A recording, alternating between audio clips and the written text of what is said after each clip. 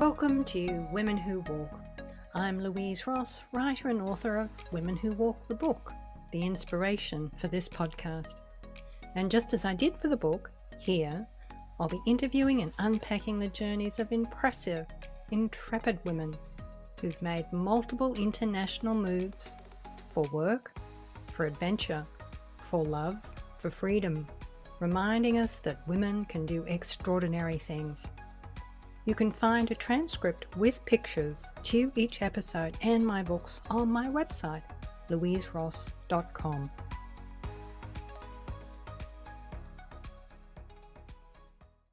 Hello listeners, welcome to episode 32 of Women Who Walk. This episode is the second in a series of interviews that I'm doing with women who've moved to Portugal and who are self-employed in the healing arts as holistic, alternative or non-medical practitioners. Several of the interviewees' reflections on setting up practices and building a client base in Portugal, one of the topics covered in this episode, may well be of interest to listeners in the healing arts who are thinking of moving to Portugal with the hope of practicing. And so now to today's guest, Gillian Harrison.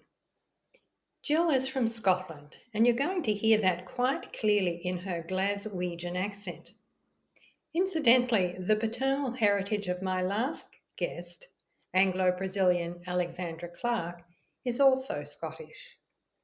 Beyond that, their personal stories diverge significantly.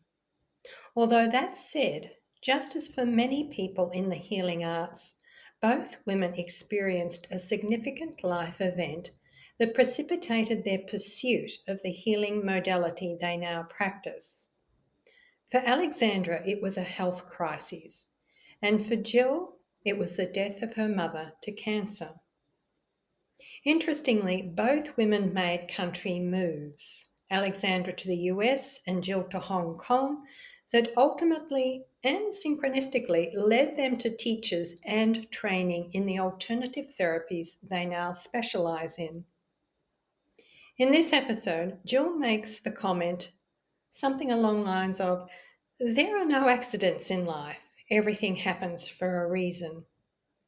And you certainly have that sense listening to her story of growing up outside Glasgow, launching with a degree in marketing and business, working in London with big brand companies, before a radical course correction after her mum dies, which finds her studying energy work and owning a New Age crystal shop in the north of England, and then moving to Hong Kong, where she discovered gongs and the power of sound healing. And before we transition to my interview with Gill, I'll just clarify that gongs are percussion instruments originating in East Asia and Southeast Asia. They're large or small rimmed metal discs that produce a loud, sonorous tone when struck with a padded mallet.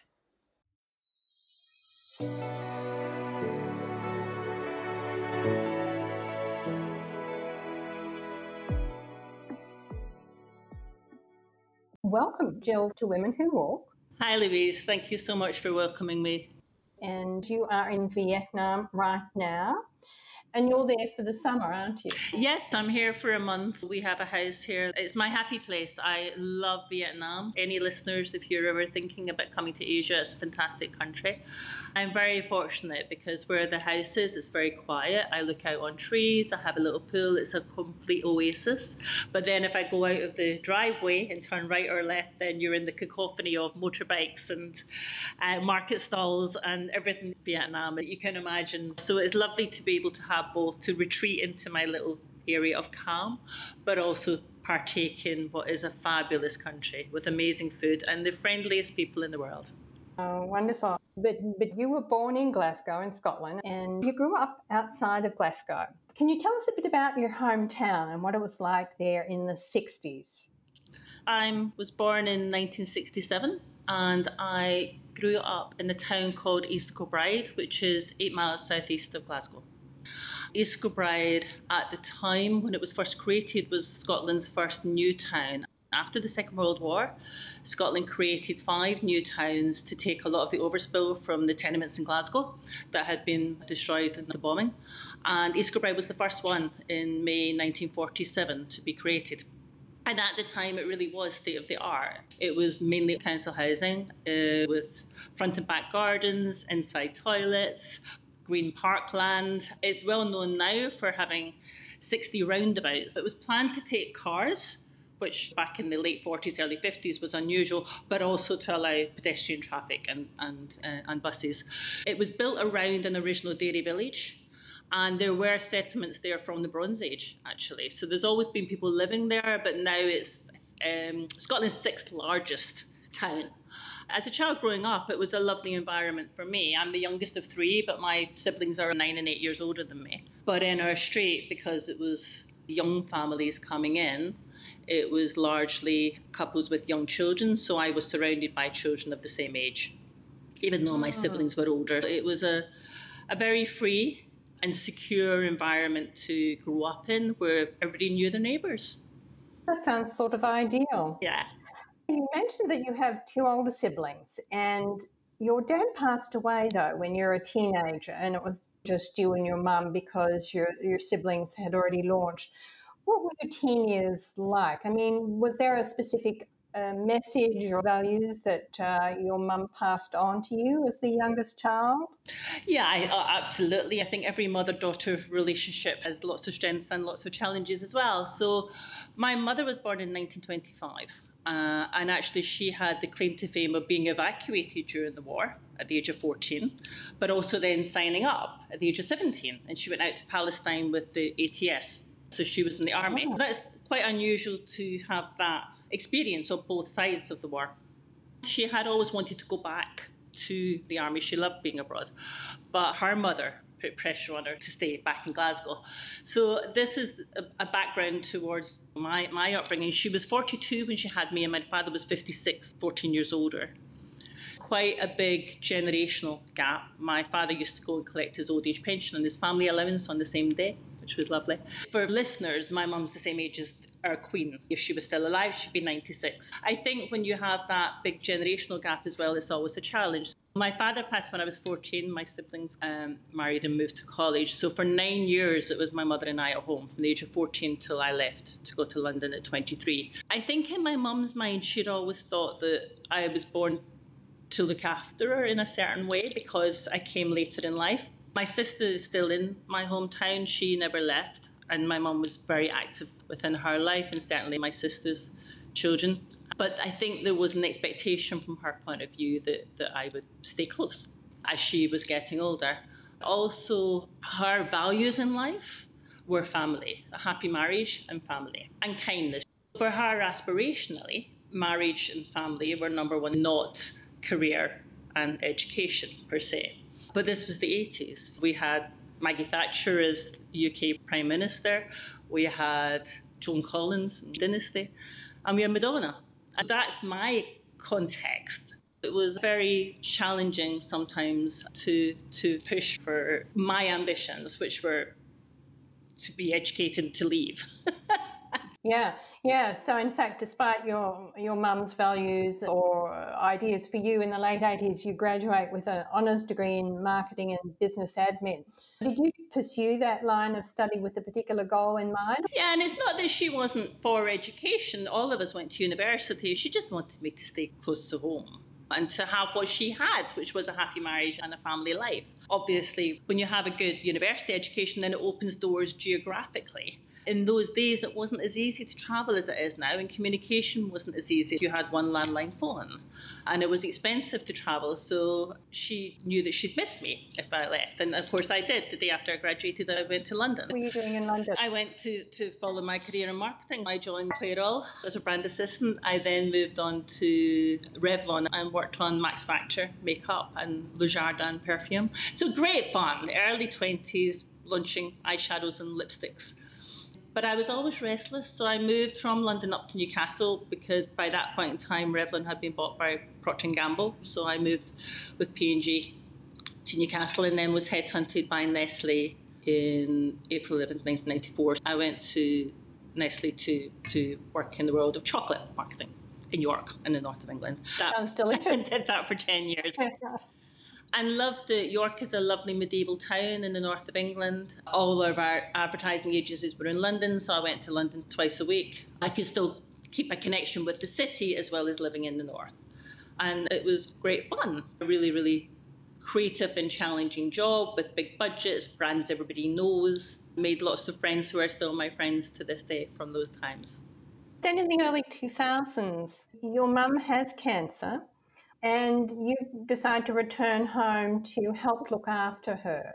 And so did that period in your life cause a change in the direction of your career? Because it's not long after her passing that you do your Reiki training. Isn't that right? There were a combination of lots of things, Louise. So yes, my mum sadly battled bowel cancer for 5 years, quite a long time that we were dealing with it.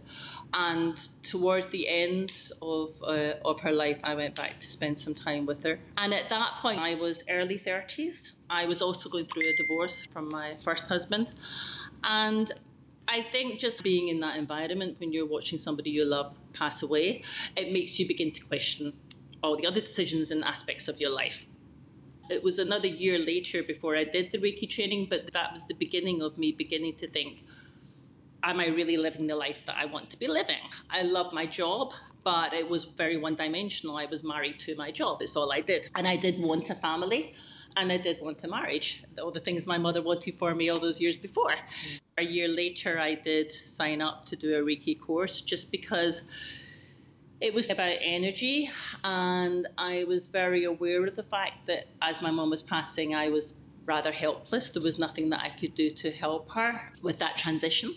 I wanted to understand how energy works within the body, and it really did change the trajectory of the remainder of my life, that course, because it made me begin to question and to look at what was important to me. And I think during the energy work that we did within the actual courses that we did, but then outside of it as well, it changed the frequency of my energetic field. It opened up my energy field to other opportunities, to other experiences, to attract other things into my life. I did the Reiki course in 2002, and by 2006 I had got together with my husband. We worked together, but we'd never looked at each other romantically before the Reiki course. Had 2 boys of my own, had my 2 stepchildren. Andrew had 2 children when I met him. And so my life changed fundamentally in less than 5 years. In less than 5 years. But then it continues to evolve and change dramatically because in 2012, the whole family moves to Hong Kong. When I first moved to Hong Kong, I did a lot of marketing work, but I wanted to get back to my Reiki and to crystals. I should say, in between doing the Nestle work in Hong Kong, the shop that I did my training in, my Reiki training, I bought in 2006. Okay. So for 10 years, I ran that as a crystal shop in the UK. That was a serendipitous opportunity because I'd gone online to look for a wedding dress. In those days, because it's 20 years ago, there wasn't a lot of online shopping. I was basically looking for addresses in shops to buy a dress from. And rather than showing me those shops, it showed me a classified ad saying there was a new age shop for sale. And it was the shop that I'd done my training in. From 2006 to 2016, that was my holistic university mark II, because every book that I sold, I read. Every CD, in those days it was CDs, I sold, I listened to. Every crystal I sold, I learned about. I did a counselling course to help people, because when you run a holistic shop, a lot of people that come in have challenges, and we were also close to a hospital. That was the beginning of the next stage in this Reiki transformation journey.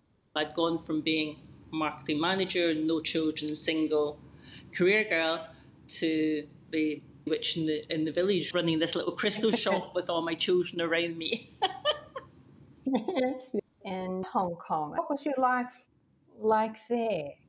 So Hong Kong, because Andrew and I have various different businesses that are still marketing businesses, and we had one called the Brand Seller that was buying old brands, repackaging them and selling them on to other companies and countries, and most of the sales were in Asia. We had a business partner in Hong Kong. That's what brought us to Hong Kong. And an adventure. I was 45, Andrew was 48. We wanted to live abroad. The younger children were young enough to take with us. The older children had already left school, and so it was a good opportunity to try a different lifestyle, and we loved it. Still to this day, I love Hong Kong. We had amazing experiences out there. It's a fantastic country.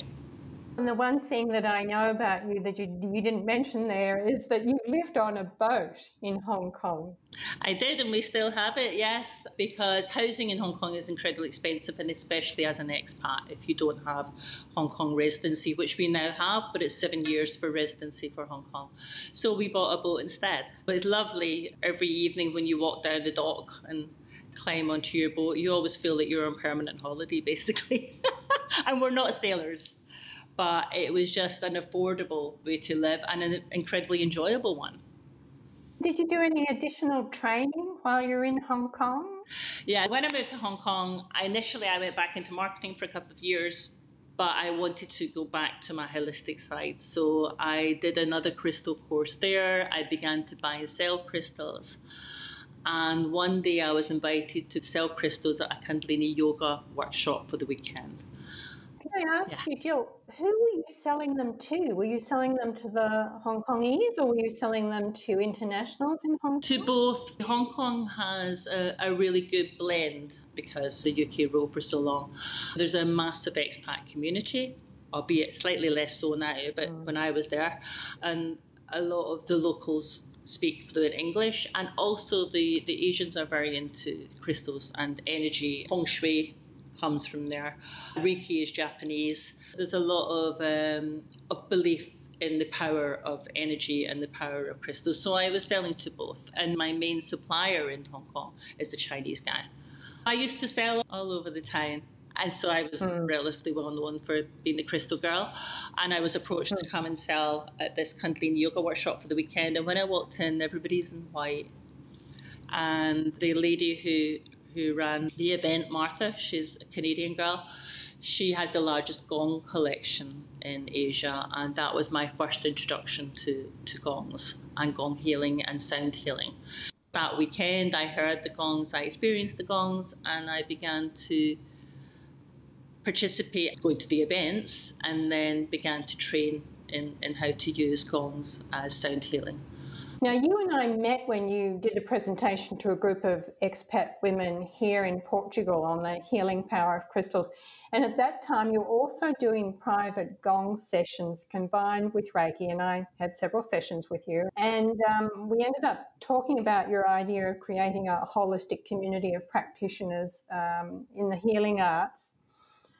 Before we get there, can you tell listeners what gongs are, how you use them? I mean, there's going to be a lot of people listening who have absolutely no idea what you do with them, how they work. So give us a little background. A lot of people may well have heard of Tibetan bowls because that's often people's first introduction to sound. And gongs are just the same concept as that, just made bigger. They are a mixture of different metals, and we play them with mallets or with rubber balls on sticks called flumies, F-L-U-M-Y. And it's the vibrations when I strike the gong that have an impact on your physical body, your emotional thoughts, your mental body, ultimately to bring all of your energetic field into a state of balance. Sound healing has been present through millennia in all different cultures, races, in different way, shape or form. Everything from chanting, using your own voice, singing, chanting, to drumming, shamanic drumming. As I mentioned, Tibetan bowls and crystal bowls, and gongs are just another translation of that. I got my first gong when I was 50 for my 50th birthday. I now have 6, and they are profound catalysts for healing. My master, Martha, had a kidney stone dissolved by one. That's why she got interested in them. And for me, it was sleep. I was a chronic insomniac, and I realised that the nights that I had received healing through the gong, I could sleep better. And when I was in Hong Kong, we also did overnight, we call them puja, where you have continuous sound for 10 hours with the gong. And with that, we used to combine with Maggie's cancer charity, terminally ill cancer patients. And I watched them as they arrived, and often with the pain that they were in. And when they left, they would often say it was their one night of respite where they felt free from pain. And that's really what the gongs do, is they take you into a semi-conscious state of vibration, theta healing, where it allows you to relax at a deeper level than normal and allow the body to begin to heal itself. I can attest to that, because the sessions I've had with you, both private and I have done group sessions and online sessions, it's an extraordinary experience, because you can feel the vibration.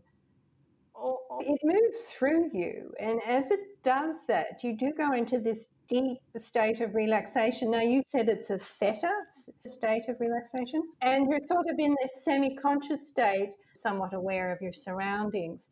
And then when you come out of it, you really are in this deep state of relaxation. So it's as though the vibrational sound from the gongs moves through you and presumably vibrates through the fluid in your body and creates a state of equilibrium. I mean, does that sound accurate? It's exactly that. It is exactly that. It brings balance to your body. So anything that is out of balance, anything that is disease of any way, shape, or form, it helps to rebalance.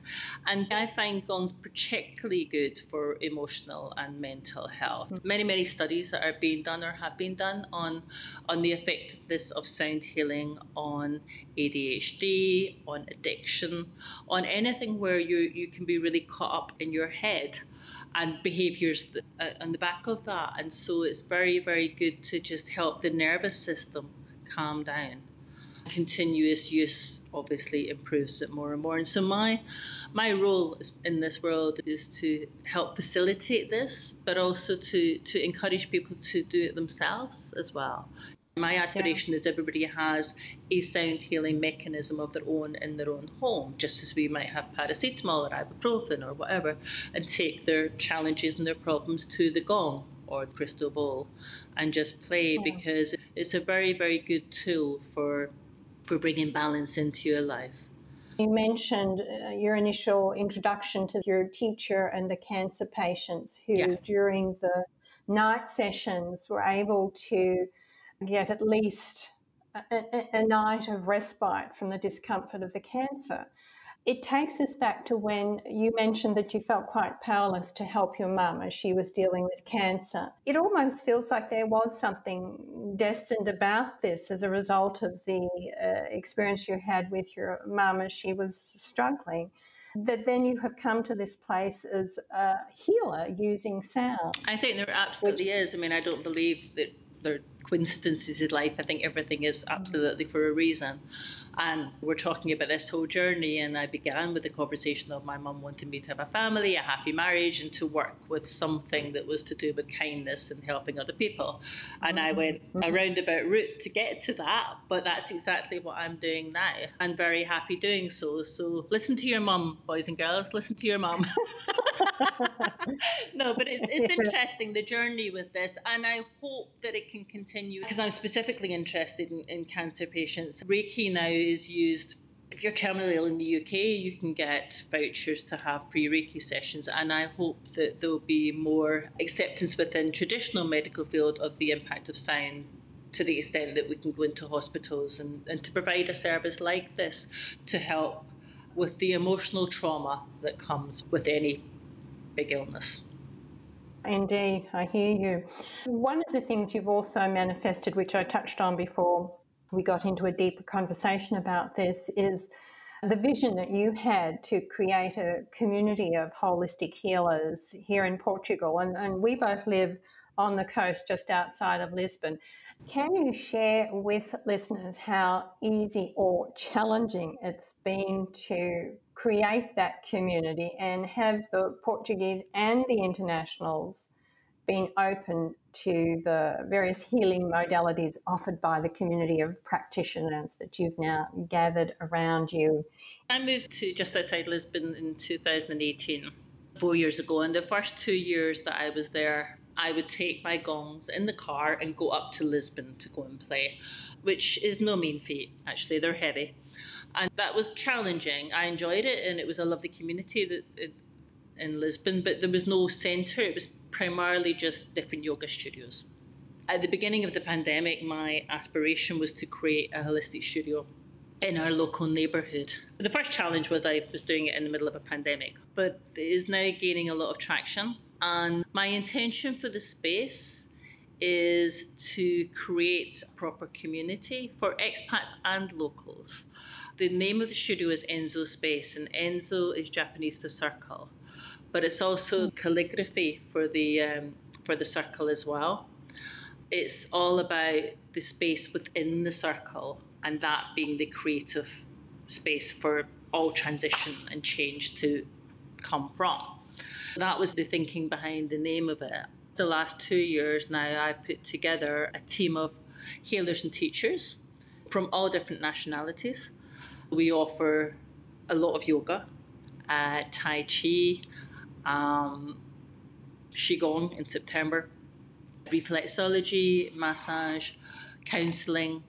And you were asking about the different nationalities. It really is a massive cross-section. I have yet to find a country that doesn't have a spiritual aspect to it. I feel there's more in common than there are differentiations. We all want to feel a connection. Most people understand that we have a life force energy. Certainly at the moment there's a lot of interest in how we use holistic energy and medicine to prevent disease as opposed to working with the aftermath once something has happened. The intention for the space is to have a community where people grow and learn together and have connections that they can take outside of that space as well, because they have a common interest with other people. When I've been to the studio, I've noticed that there have been Portuguese that have come from Lisbon and then local expats, but from every country, from all over the world, that have come together to do yoga or for a gong session or whatever. It's really quite wonderful what you've been able to create at the studio. Obviously, I teach in English, and so the Portuguese that come will speak in English. But because the space is a rentable space, I had a Russian yoga girl who taught in Russian to 18 Russian girls. So she had her community there. My main yoga teacher is Brazilian. So she teaches in Portuguese and in English, and she does 8 classes a week. There's something for everybody, really, and something to make everybody feel at home and to feel that they're amongst their tribe, albeit we might not all speak the same language all the time. Yeah. So if listeners would like to learn more about you and the studio and your gongs, which you offer both in person and online, as I mentioned, because I've done both, where can they find you online? So Facebook and Instagram are Enzo Space, ENSO Space. And my email is GILLY and the gongs @gmail.com. Okay. Terrific. I'll link to your Facebook and that email address in the transcript of this episode. And Gill, thank you so much for your time today. Thank you, Louise. Thank you for listening today. So you don't miss future episodes, subscribe on your favourite podcast provider or on my YouTube channel, Women Who Walk Podcast. Also, feel free to connect with comments on Instagram @Louise Ross Writer or Writer and Podcaster Louise Ross on Facebook, or find me on LinkedIn. And finally, if you enjoyed this episode, spread the word and tell your friends.